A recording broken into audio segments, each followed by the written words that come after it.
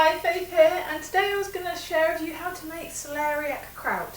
Now, making kraut, any kind of kraut, fermented kraut of course, is really easy. So I thought I'd just show you whilst I was making this one, because I bought the celeriac a little while ago to make soup with, and I completely forgot about it. So I'm actually going to make kraut with it instead, because I'm not really in a soup mood now anyway.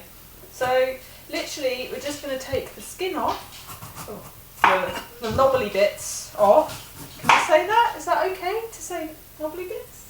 I don't know, I've said it now. So we're just going to take all the outer bits off, all the knobbly bits, and then with this one I have decided that ginger is going to go really well with it. That's what I've decided. So I'm going to cut it into chunks small enough to fit through this bit of my food processor. If you haven't got a food processor with the grating function, and I like to use a large grating function, then you can just do it by hand with a grater, or even slice really thinly with your knife, but that takes a little bit longer.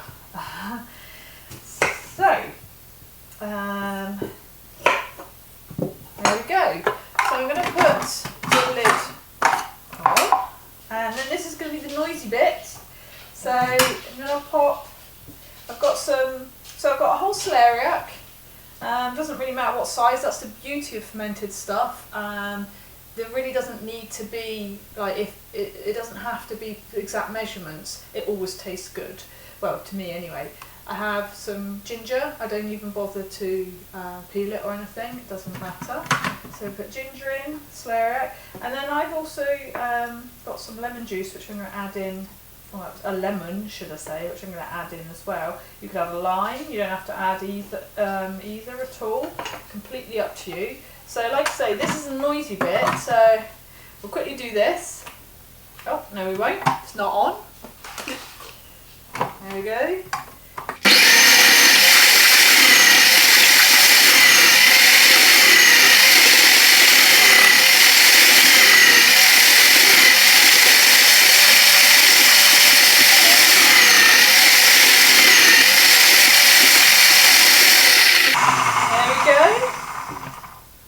So I'm going to just give that a smell. Yeah, you've just got a slight tanginess of the ginger behind the celeriac. So they're quite strong flavours. So, which is what I like, but maybe you don't. But you can basically, it's exactly the same concept with using cabbage, radish, parsnip, just getting a bowl. What else can you? Carrots, onions, whatever. Kraut is made in exactly the same way. So you can see it's all grated. I'm going to pop it in here. Just get it all out. And then move this out of the way. I'm going to add the juice of. I'm going to put in a whole lemon juice because, well, one, I don't like waste, and two, I think it, because of the strong flavours of the,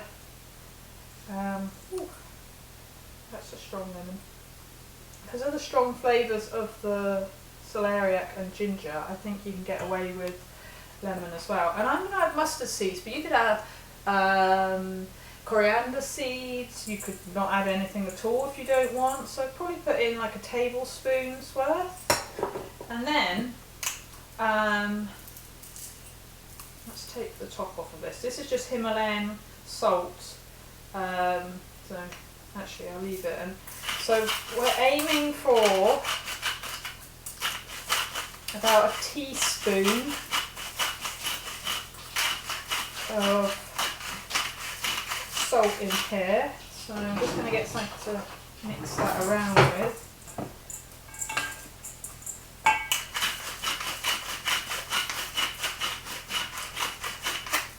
I reckon that's probably about a teaspoon. Again, it's not too, doesn't matter too much if it's not. So just stir that around. And if you were using a cabbage, it'd be about a teaspoon to a cabbage, or I don't know, a bag of carrots or something like that, depending on what you're making your kraut with. So then what you would usually do is you would, like traditionally they would have pounded the vegetables to get the juice out, but I don't like that, it hurts my arm. So I kind of what we call massage, so I'm squeezing. There's not a huge amount of juice in this celeriac, it's probably a little bit old, and it's not a particularly juicy vegetable anyway, but the more you squeeze it, the more you'll start to feel some of the juice come out.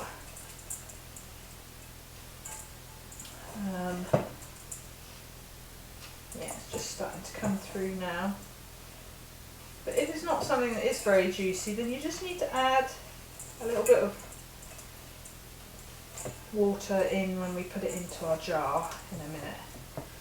So the smells, I wish it was smell-o-vision on this video, because the smell is delicious. With celeriac and the ginger and the mustard and the lemon. This is going to be really yummy when it's ready. And when it'll be ready in about a week. So we'll put it into the jar in a second, and then you've got to remember every day for the first week, whenever you're fermenting vegetables, you must burp the vegetables, and if they're really gassy you might want to do it twice a day. So burping just means opening the jar to let the pressure out, so you don't get any explosions. And then when it stops kind of gassing, when it doesn't really need burping anymore, so after about a week, then it's ready to eat. Or you can leave it for months if you want. Once you start eating it, I recommend just keeping it in the fridge then. And this is going to be really highly probiotic. It's going to have lots of good yeasts and bacteria in it. It's going to have lots of good nutrients in it. So you can see, I don't know if you can see on the camera, but lots of juices coming out now. Yeah, and it's going to taste delicious as well. And it's going to be great on the side of salads or cooked food, or cheese and crackers, or whatever, even takeaways. I keep saying to people, if you're going to be naughty and have takeaways and things, please, please, please have fermented foods on the side, because it balances out. It's going to help you absorb the nutrients from the naughty foods if there are any, but it's also going to help you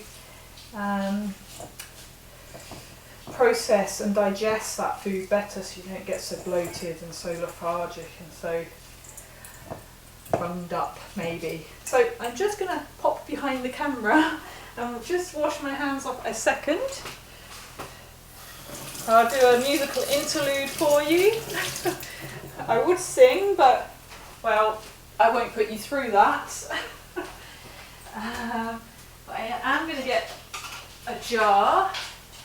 So I have now a jar, and I have some hot water in here, so you can sterilise your jar properly in the oven or something, or in a baby jar steriliser thing, or I just kind of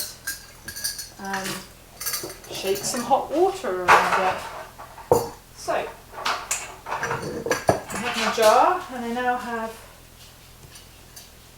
my lovely celeriac, ginger, mustard seed, and a little bit of salt, teaspoon of salt, and what else? And a lemon in here. You could add other vegetables. You can make it like a coleslaw type thing. You could add in carrots, onion. You can do what you want really. There's no hard and fast. So, and if you don't like some of the fermented vegetables you've tried, then please try some different ones because there's so many out there to try. So obviously this jar is quite big for this. So once it's all pushed down, if you still haven't got enough juice, which we haven't, so we want to get all the bits from around the outside so that they don't go mouldy. Push them all down, and then I'm just going to add in some filtered water. I'm lucky enough to have filtered water that comes straight from my tap, so that's good. So we're just going to get all the bits out so it doesn't go off. Make sure everything is below the waterline.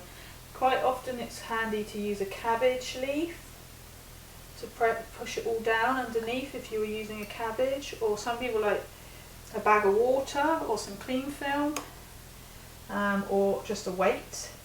But if you think that most of it's below anyway, you don't need to actually use anything. And you make sure that everything's sterilised.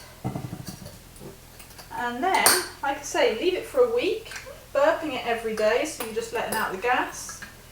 And then you have your probiotic Celeriac ginger and lemon kraut then. So there you go. Hope you enjoy it. I'm certainly going to anyway. Thank you, bye.